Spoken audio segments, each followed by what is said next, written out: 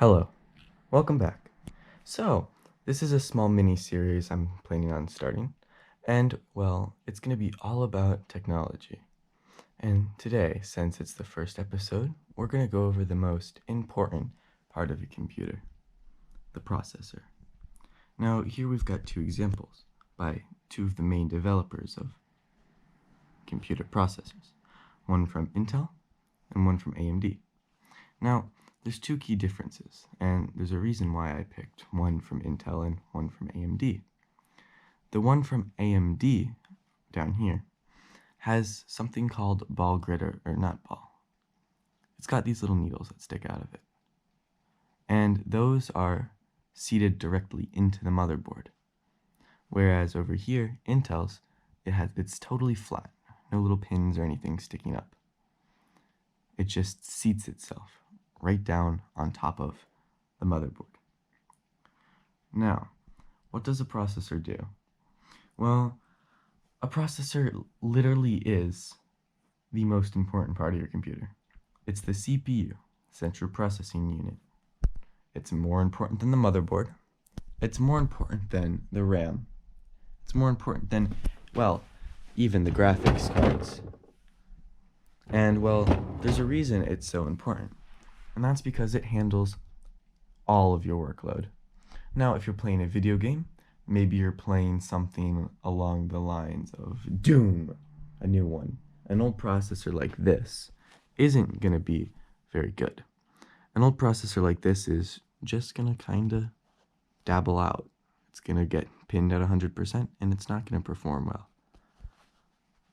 Well, I don't have any top-notch processing anything. I just have my laptop, which is pretty powerful. Not by today's standards, powerful, but it's still a machine. I like it. It's good. Now, that was a simple installation of an Intel-based platform CPU installation.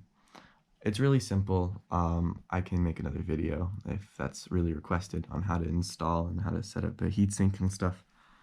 I have to get funds for that and whatnot, but here we have our AMD processor. Here we're going to take a closer look at exactly why this is so important. Now, we set our processor down into our motherboard tray. Don't try this at home. And think of these little lines. You see these little lines on the motherboard? Well, they're mostly decorational, but you can pretend. You can pretend that these lines make little outlines that go to all of these expansion slots where you can put extra cards in. You could pretend like they go to every single piece on this motherboard. And there's a reason. Because the reason you're going to want to think like that is because everything's connected. Your RAM goes into your processor. Your graphics card goes into your processor. Now keep in mind, not all computers need a graphics processor or GPU. The CPU, a lot of the time, is more than capable of running all by itself. Now, the reason one might want a GPU, and the reason one might be inclined to buy one, especially if you're a video editor. Especially if you're a video editor or somebody who plays games. The reason you're going to want to get one of these little guys is because it'll boost the performance of your processor, but on the graphical side of things. While your processor is doing all of the physics, or maybe all of the intense rendering, your graphics card will be doing all the modeling and all the developing of the image you're trying to create. That's why it's so essential in intense video games where you want all of your everything totally capped out at max settings. Now, a little graphics card like this isn't going to cut it. It's just terrible. But that's beyond the point. The point is that this processor can have a graphics card. It can have 3 graphics cards in SLI if it really wanted. And this processor also has room for a ton of other ports. Everything. I mean, that's a power. Is that? No, that's an old hard drive. I didn't know that had this. Anyways, it's so incredible. This little guy right here has millions of tiny little on and off switches called transistors. Each of these transistors is always in an off or an on position. And by turning millions of transistors on and off every second, it's capable of creating images. It's capable of creating video game gameplay. It's incredible what it's capable of. Other things that are incredible about it is the sheer dedication the scientists have put into building these. It's one thing to invent something. It's one thing to, improve on something someone else has invented. But to continue to take it to the next level and have this all-out consumer market frenzy between AMD and Intel, well, it really makes both of the platforms step up their game. As you might know, AMD has released a new processor, the 3950X, which is currently trumping Intel's 9900K on literally every single thing you can possibly imagine. This is a useless processor. Actually, these are not $1,000 processors, but that's beyond the point. Anyways, here we have a little diode. The diode sits underneath this fancy little ASUS heatsink. And basically what it does is it cools off a chipset. Now a chipset controls the processor's voltage that's given to it. So if we take our little Intel processor, we slap it down into our system. Don't actually slap your processors. Probably not a good idea. Anyways, you take this guy that's under here will control the voltage and all the power input to the processor. Now, the reason it's important to control the power input is because you don't want things running too fast when they don't need to be, and this can cause things like extra frames or duplicate frames when you're playing a game, for example, and it can cause lost frames, especially when the rest of your system isn't able to keep up because the processor is being pushed too far when it doesn't need to be, and it just can create complications. This guy here manages all of that. It manages the power being put into the processor. That also means it controls the overclocking. Now, overclocking is a very interesting tool, and it's something used by a lot of professionals. What they do is they tell this little chipset hiding underneath here, give my processor more power. I want it to run faster. I want it to run hotter. I want it to run better. So it does that, and it increases the speed of the processor substantially. Now, this can be very good, but it can also increase the wear on your processor, and it voids the warranty.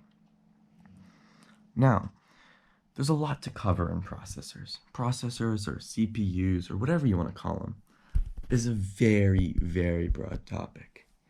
And I just barely scratched the surface. I laid out a couple pointers. It was kind of a mess. It was just a lot of ideas and thoughts into one nice little bundle of love, if you could say that. Speaking of bundles of love, we've got one right here. Right, Casey? Yeah. A couple other important things to note are PCIe lanes. Every processor has a dedicated amount of PCIe lanes. Each PCIe lane goes towards these. Well, not each. A lot of PCIe lanes go to each one of these. Now, currently, I believe AMD has a processor with the most PCIe lanes on the market, the Threadripper 39 something Threadripper amazingness. Regardless, I think it has 64 PCIe Gen 3 lanes, which is impressive, and I think 24 are being used up by the memory, but everything else is being put directly into these PCIe slots. Each slot can hold a graphics card maybe, or maybe a Wi-Fi card or two, or maybe nobody uses these. I don't know why. It's an old board. Anyways, the lanes go into these things, and they make it capable for the processor to handle more devices at one time. Because if the processor doesn't have enough PCIe lanes, the processor is going to run into some problems. It won't be able to handle all of the different devices you have plugged into it. Let's say you've got your graphics card. Got your graphics card. You've got your old Windows TV. You've got an old network card. I'm dying. Do I have anything else in this box? I don't. If this processor didn't have enough PCIe lanes, one of these devices wouldn't work. It would say, hey, I don't have enough PCIe lanes to support you. I'm just going to pretend like you're not here. So that's what it does. You might as well not even have it installed. It's not going to show up on your device manager, nothing. It's not even going to detect it's there. I mean, the motherboard will know it's there, but it's going to be cheeky and not tell you. There are ways to get it to tell you. That's more complicated. Next, we go into thermals. Now, thermals are something incredibly important, and it's my favorite part. Thermals are the most important thing of a processor. The state the processor is in right now is just sitting there. If I turn this computer on, the processor would fry, and we'd have a dead computer. We'd have a lot of dead transistors. So, the main way people combat this is by cooling them with radiators. Here we have a classic example of an Intel radiator, and it's still got thermal goop on the bottom of it, but that's okay. Now, this is a pretty bad example of a good radiator, but it gets the job done for lower-end processors like this. The reason there's so many fins is that the air can disperse evenly over the fins and create convection, pushing the hot air out the bottom and pushing new cooler air into the top. This allows the processor to run cool, and when the processor is cool, it's able to perform well. And the cooler the processor is, the more overclocking headroom you have. This basically means if the processor is cool enough, you can overclock it. If it's not, the processor will continue to heat up. Now, processors heat up exponentially once they've been overclocked. And this is for the sole reason that, well, they just start using so much more power than they originally intended for. And, well, power equals heat, especially in these processors when you have constant little tiny moving transistors going back and forth, and millions of them, all at the same time. It really heats up fast. Now, it's combated by that or with liquid cooling. Liquid cooling is like a car radiator, just the cool part is on top of the processor. Yeah, it's like a car radiator, if you know what that looks like. The beauty of them is it keeps the processor much cooler, giving professionals lots more overclocking headroom. Now, the reason this is so important is for professionals who create content. Unlike me, I don't create content, I create bullshit. That's okay. They need that extra performance, so that's what they do. They overclock their processors, especially when they don't want to buy a new processor. They just overclock their old one, so you get a little bit more out of it before they have to buy a new one. And, well, that's about all for now. I'm not going to go over the MOSFETs or the resistors. I'm not going to go over any of that stuff. That can be saved for the power supply video, or the motherboard video for that matter. But if you have a suggestion for which part you'd like me to talk about next, please leave it in the comments. I'm going to be reading through these. I am, after all, a very small YouTube channel with like 16 subscribers. So, I'm going to try and upload more regularly. I make no promises, but I do think this could be a neat little series I could kick off. And with input from potential viewers, I might just be able to make something neat. Thank you. I hope you enjoyed my video. I'm not a great vlogger. I didn't take any time to make this script, and honestly, computers just come from me. They come from my heart. I really enjoy building and playing with and just messing with computers. I find it soothing and relaxing. Something I don't find soothing and relaxing is this MacBook right here. Alright, you turn it on and it doesn't want to work. Alright? It's just dumb. That's all I'm gonna say. That's why you don't buy Macs. does it knows it's failed.